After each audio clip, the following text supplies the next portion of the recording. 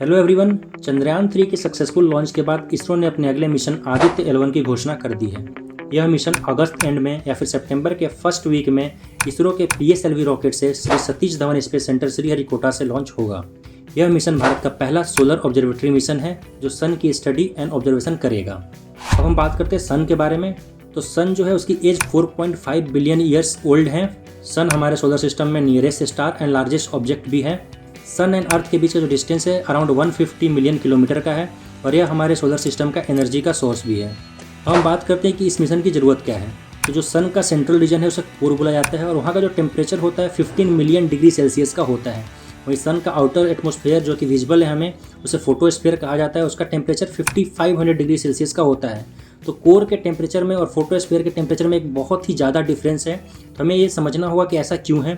साथ ही साथ हमारा जो कोर है उसका टेम्परेचर बहुत ज़्यादा हाई है, तो वहाँ पे न्यूक्लियर फ्यूजन होगा, वहाँ से फ्लेयर्स निकलेंगे, कोरोनल मास इजेक्शन होगा। तो इसमें पैटर्न कैसा है, किस तरीके से हीट वेव्स निकल रहे हैं, किस तरह से हमारे एटमॉस्फेयर को इफेक्ट करेंगे, इसके बारे में स्टडी किया जाएगा।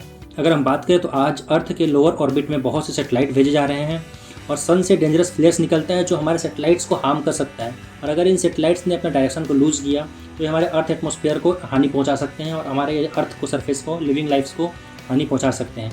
हमें ये पैटर्न को समझना ज़रूरी है कि अगर वहाँ से जो फ्लेयर्स निकलते हैं उसका पैटर्न क्या है, कोरोनल मास इजेक्शन कैसे होता है, उसका क्या पैटर्न है। तो इससे हमें अर्ली प्रोटेक्शन करने में हेल्प मिलेगी। और जो भी हार्मफुल रेज है, आज के टाइम पे जो हमारा अर्थ का मैग्नेटिक फील्ड है इन हार्मफुल रेज से हमको बचाता है। बट फ्यूचर में अगर ऐसा ना हो पाए और ये रेज हमारे एटमॉस्फेयर में एंटर कर जाए तो हम किस तरह से इससे बच सकते हैं, इसके बारे में हमें इससे पता चलेगा।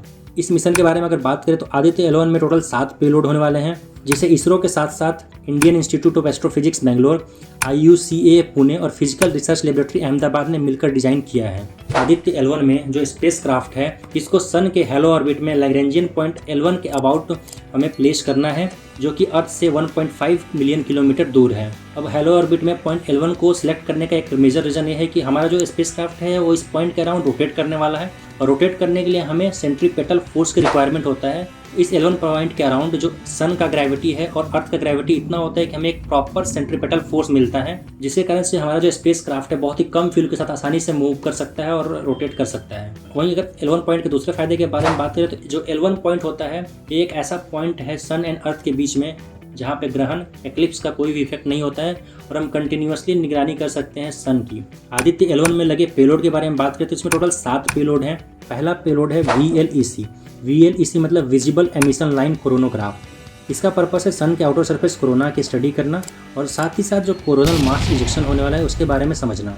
सेकंड नंबर पे SUIT सूट जो कि सोलर अल्ट्रावायलेट इमेजिंग टेलीस्कोप, यह फोटोस्फीयर एंड क्रोमोस्फीयर से इमेज को कैप्चर करेगा और साथ ही साथ ये UV रेज के वेरिएंट्स को भी समझेगा। थर्ड नंबर पे ASPEX Aditya solar wind particle experiment and fourth number पे है पापा plasma analyser package for Aditya. यह दोनों जो है सोलर विंड पैटर्न को और जो भी हमारे एनर्जेटिक आयन है उसकी स्टडी करेगा। सोलर विंड के बारे में बात करें तो सन से निकलने वाले वेरी हाईली चार्ज पार्टिकल्स का जो स्पीड होता है उसके कारण से जनरेट होता है। इसके बाद आता है SoLEXS solar low energy spectrometer and इसके बाद आता है हेल1 OS है high energy L1 orbiting X ray spectrometer.